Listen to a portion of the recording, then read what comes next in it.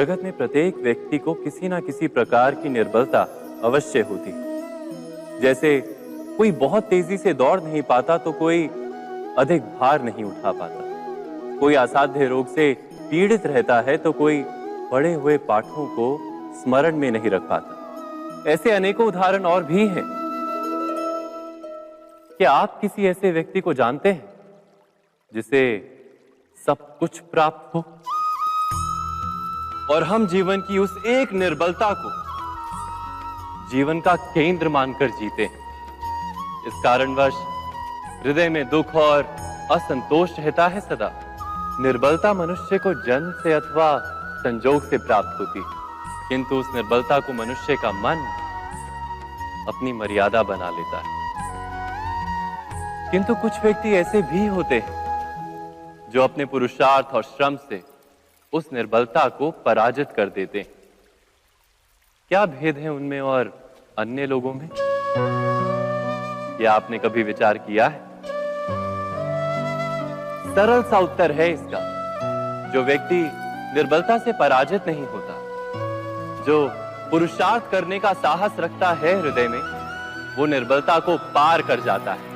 अर्थात निर्बलता अवश्य ईश्वर देता है, किंतु मर्यादा मनुष्य का मन ही निर्मित करता है।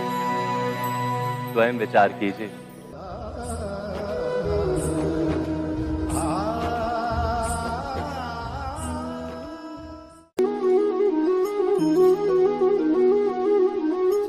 भविष्य का दूसरा नाम है संघर्ष। हृदय में आज इच्छा होती है और यदि पूर्ण नहीं हो पाती तो हृदय भविष्य की योजना बनाता है। भविष्य में इच्छा पूर्ण होगी ऐसी कल्पना करता रहता है, किंतु जीवन ना तो भविष्य में है ना अतीत में। जीवन तो इस क्षण का नाम, अर्थात इस क्षण का अनुभव ही जीवन का अनुभव। पर हम ये जानते हुए भी इतना सा सत्य समझ नहीं पाते। या तो हम बीते हुए समय के स्मरणों को घेर कर बैठे रहते हैं, या फिर आने वाले समय के लिए हम योजनाएं बनाते रहते हैं और जीवन जीवन बीत जाता है। एक सत्य यदि हम हृदय में उतार लें कि ना हम भविष्य देख सकते हैं, ना ही भविष्य निर्मित कर सकते हैं, हम तो केवल धैर्य और साहस के साथ भविष्य को आलिंगन दे सकते हैं, स्वागत कर सकते हैं भविष्य का। तो क्या जीवन का हर पल जीवन से नहीं भर जाएगा? स्वयं विचार कीजिए।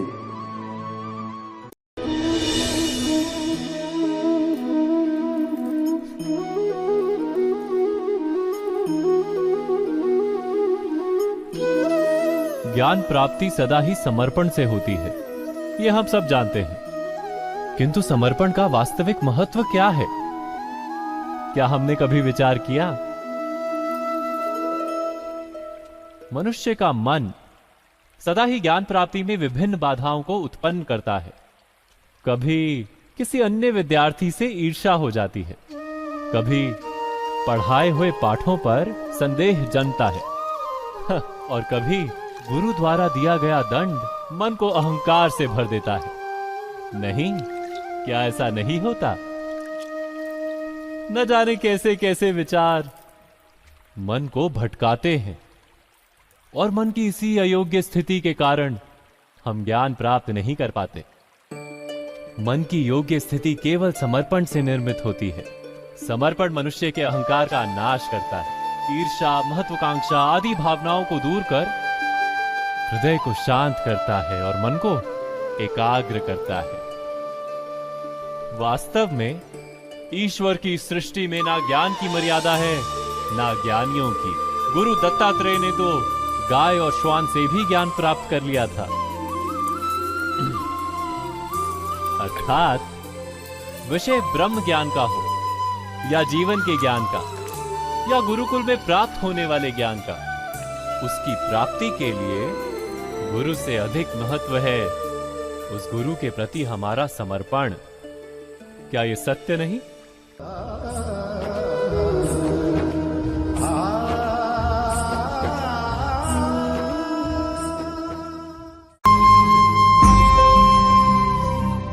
प्रत्येक मनुष्य के जीवन में ऐसा क्षण अवश्य आता है जब सारे स्वप्न, सारी आशाएं, सारे दृश्य ध्वस्त हो जाते हैं। जीवन के सारे आयोजन ही बिखर जाते हैं।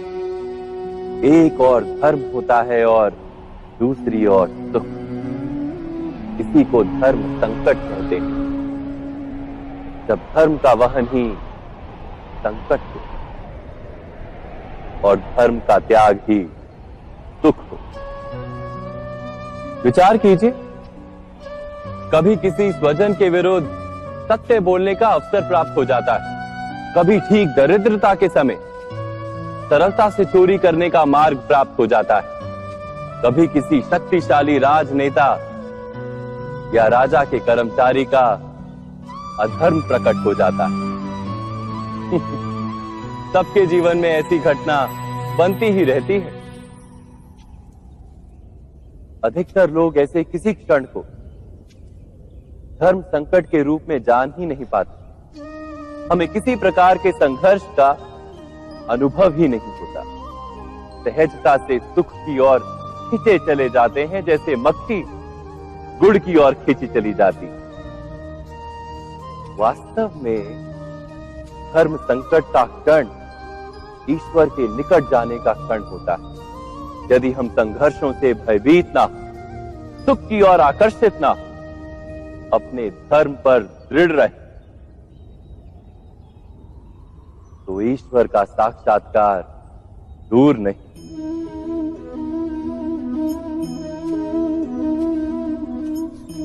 पवन से युद्ध करने वाला पत्ता यदि पेड़ से गिरता है तो भी आकाश की ओर उठता है। पवन से झुकने वाली घास वहीं भूमि पर रह जाती है। अर्थात धर्म संकट से यदि हम संकट को ही टाल दें तो सुख तो मिलता है, जीवन बढ़ता है, किंतु क्या चरित्र नहीं टूटता? क्या आत्मा दरिद्र नहीं हो जाती? क्या ईश्वर से अंतर नहीं हो जाता? स्वयं विचार कीजिए। दो व्यक्ति जब निकट आते हैं तो एक दूसरे के लिए सीमाएं और मर्यादाएं निर्मित करने का प्रयत्न अवश्य करते हैं। हम यदि सारे संबंधों पर विचार करें तो देखेंगे कि इन सारे संबंधों का आधार यही सीमाएं हैं जो हम दूसरों के लिए निर्मित करते हैं। और यदि अनजाने में भी कोई अन्य व्यक्ति इन सीमाओं को तोड़ता है तो उसी क्षण हमारा हृदय क्रोध से भर जाता है। इन सीमाओं का वास्तविक रूप क्या है? क्या हमने कभी विचार किया? सीमाओं के द्वारा हम दूसरे व्यक्ति को निर्णय करने की अनुमति नहीं देते। अपना निर्णय उस व्यक्ति पर थोपते हैं, अर्थात किसी की स्वतंत्रता का अस्वीकार करते हैं हम। और जब स्वतंत्रता का अस्वीकार किया जाता है तो उसका हृदय दुख से भर जाता है। और जब वो सीमाओं को तोड़ता है तो हमारा हृदय क्रोध से भर जाता है। क्या ऐसा नहीं होता?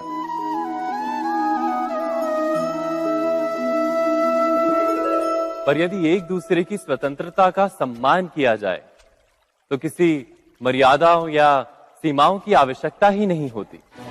अर्थात जिस प्रकार स्वीकार किसी संबंध का देह है, क्या वैसे ही स्वतंत्रता किसी संबंध की आत्मा नहीं?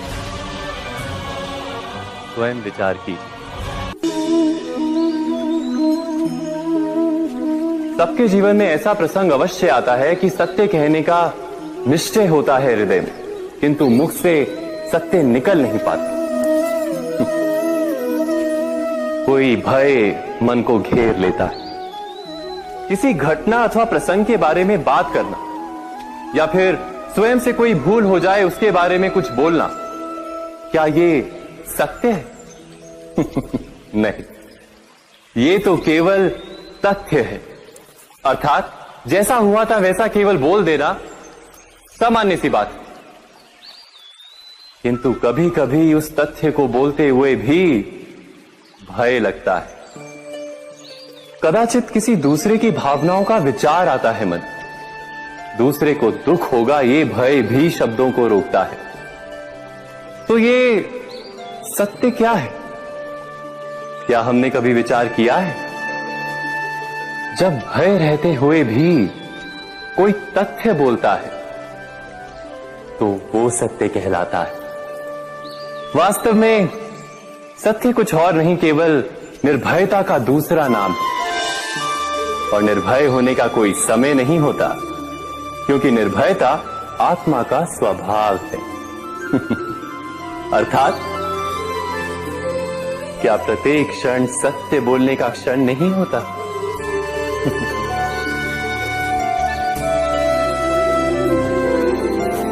स्वयं विचार कीजिए।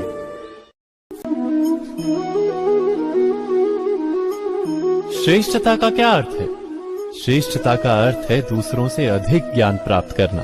अर्थात मूल्य इस बात का नहीं कि स्वयं कितना ज्ञान प्राप्त किया, मूल्य इस बात का है कि प्राप्त किया हुआ ज्ञान अन्य लोगों से कितना अधिक है। अर्थात श्रेष्ठता की इच्छा ज्ञान प्राप्ति को भी एक स्पर्धा बना देती है। और स्पर्धा में विजय अंतिम कब होती है?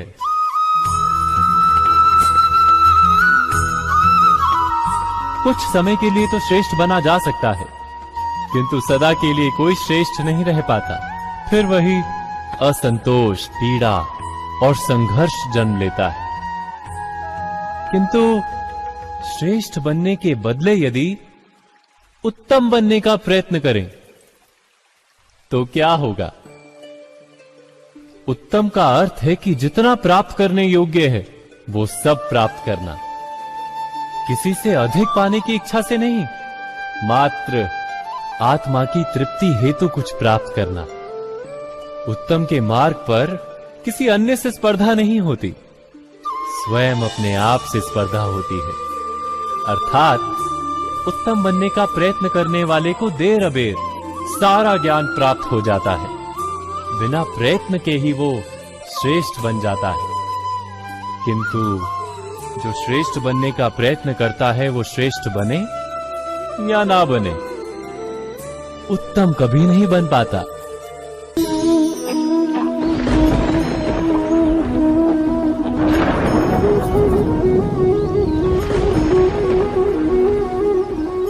सपनों और पूर्वाभासों के आधार पर हम भविष्य के सुख दुख की कल्पना करते हैं। भविष्य के दुख का कारण दूर करने के लिए हम आज योजना बनाते हैं। किंतु कल के संकट को आज निर्मूल करने से हमें लाभ मिलता है या हानि पहुंचती है?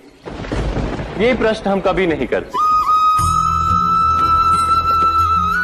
सत्य तो ये है कि संकट और उसका निवारण साथ जन से, व्यक्ति के लिए भी और सृष्टि के लिए भी। नहीं, आप अपने भूतकाल का स्मरण कीजिए, इतिहास को देखिए। आप तुरंत ही ये जान पाएंगे कि जब जब संकट आता है तब तब उसका निवारण करने वाली शक्ति भी जन्म लेती है। यही तो जगत का चलन है। वस्तुतः संकट ही शक्ति के जन्म का कारण है। प्रत्येक व्यक्ति जब संकट से निकलता है तो एक पद आगे बढ़ा होता है, अधिक चमकता है, आत्मविश्वास से अधिक भरा होता है, न केवल अपने लिए अपितु विश्व के लिए भी। क्या ये सत्य नहीं? वास्तव में संकट का जन्म है एक अवसर का जन्म, अपने आप को बदलने का, अपने विचारों को ऊंचाई पर करने का अवसर, अपनी आत्मा को बलवान और ज्ञान मंडित बनाने का अवसर। जो ये कर पाता है उसे कोई संकट नहीं होता, किंतु जो ये नहीं कर पाता वो तो स्वयं एक संकट है विश्व के लिए। विचार कीजिए।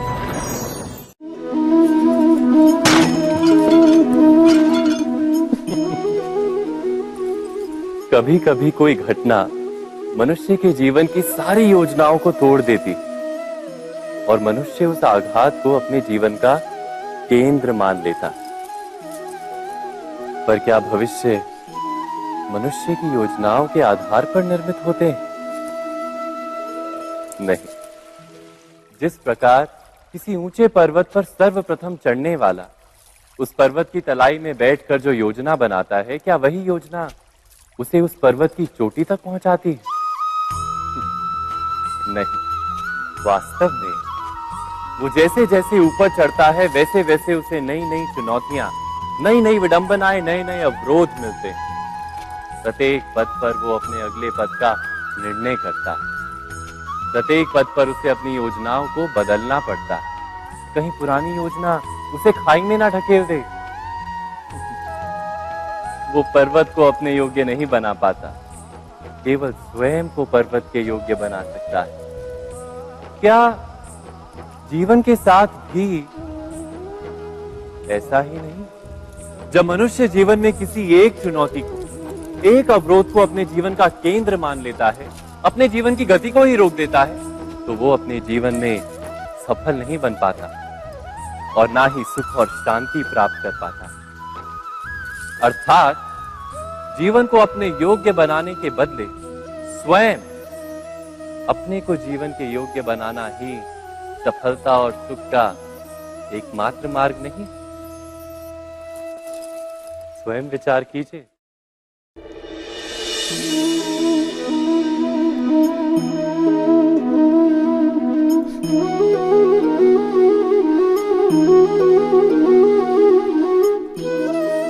जीवन का हर क्षण निर्णय का क्षण होता है। प्रत्येक पद पर दूसरे पद के विषय में कोई निर्णय करना ही पड़ता है और निर्णय अपना प्रभाव छोड़ जाता है। आज किए गए निर्णय भविष्य में सुख अथवा दुख निर्मित करते हैं, ना केवल अपने लिए, अपने परिवार के लिए भी, आने वाली पीढ़ियों के लिए भी। जब कोई दुविधा सामने आती है तो मन व्याकुल हो जाता है, अनिश्चय से भर जाता है। निर्णय का वो क्षण युद्ध बन जाता है और मन बन जाता है युद्ध भूमि। अधिकतर निर्णय हम दुविधा का उपाय करने के लिए नहीं, केवल मन को शांत करने के लिए लेते हैं। पर क्या कोई दौड़ते हुए भोजन कर सकता है? नहीं। तो क्या युद्ध से जूझता हुआ मन कोई योग्य निर्णय ले पाएगा? वास्तव में शांत मन से जब कोई निर्णय करता है तो अपने लिए सुखद भविष्य बनाता है, किंतु अपने मन को शांत करने के लिए जब कोई निर्णय करता है तो वो व्यक्ति भविष्य में अपने लिए कांटों भरा वृक्ष लगाता है। स्वयं विचार कीजिएगा।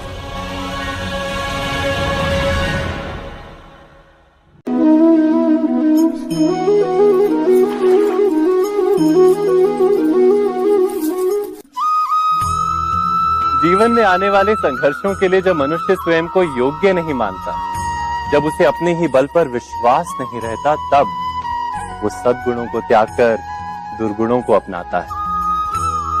वस्तुतः मनुष्य के जीवन में दुर्जनता जन्म ही तब लेती है जब उसके अंतर में आत्मविश्वास नहीं होता। आत्मविश्वास ही अच्छाई को धारण करता है। ये आत्मविश्वास है क्या?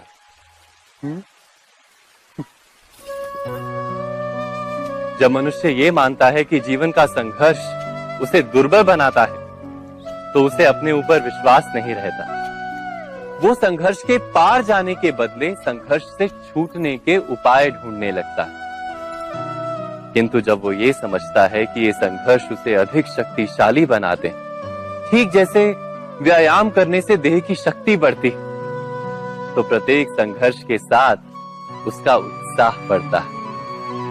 अर्थात आत्मविश्वास और कुछ भी नहीं, मन की स्थिति, जीवन को देखने का दृष्टिकोण मात्र है। और जीवन का दृष्टिकोण तो मनुष्य के अपने वश में होता है। स्वयं विचार कीजिए।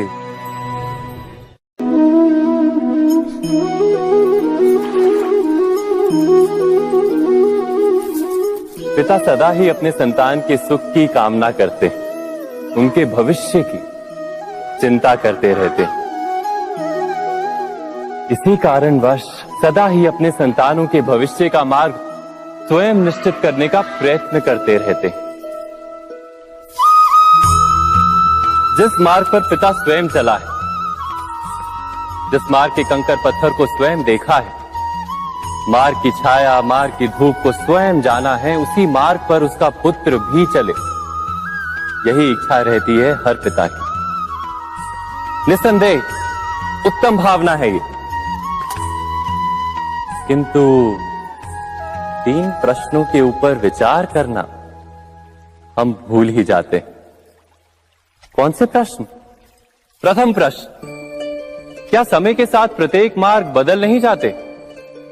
क्या समय सदा ही नई चुनौतियों को लेकर नहीं आता? तो फिर बीते हुए समय के अनुभव नई पीढ़ी को किस प्रकार लाभ दे सकते हैं? दूसरा प्रश्न, क्या प्रत्येक संतान अपने माता पिता की छवि होता है?